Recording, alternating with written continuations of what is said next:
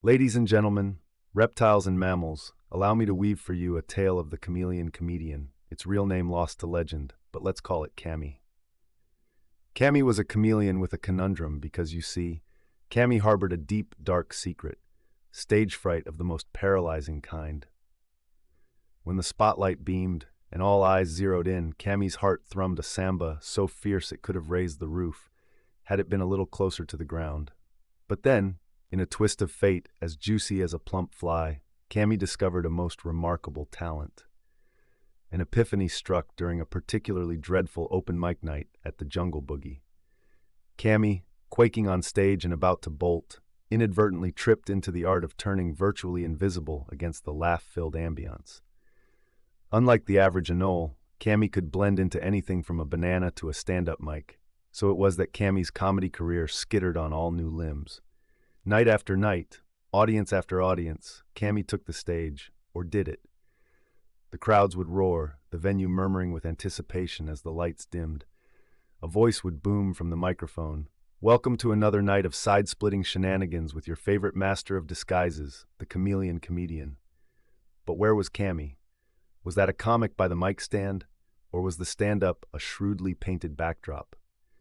The audience would squint, uncertain if it was their imagination or if Cammy was pulling another visual shenanigan, blending seamlessly with the curtains. You know, Cammy's voice would begin, firmly masked in ambiguity. "I was going to tell you about my trip to the insect store, but decided against it.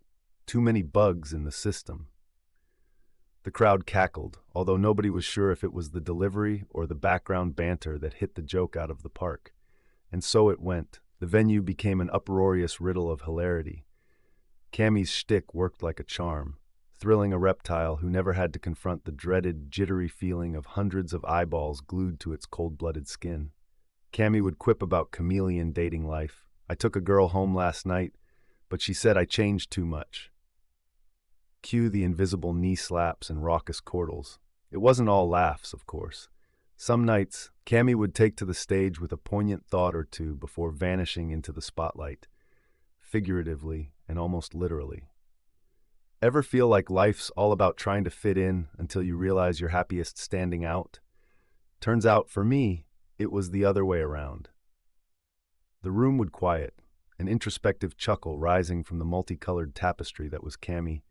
The joke was always on the audience, who might find themselves giggling at a punchline only to notice they were guffawing at a perfectly camouflaged wall. Cammy's routine meant you never knew if you were laughing at the joke or just joining in a chameleonic chorus of unstaged hilarity. It raised the question, does comedy truly exist if you can't see who's cracking the joke? In the end, Cammy's fear of being seen may have turned it into the most seen act in comedy history, just not in the way you'd expect. The Chameleon Comedian became a legend, its tale told and retold, each time dissolving a little further into the background of mythical mirth and scaled jest. One thing was certain.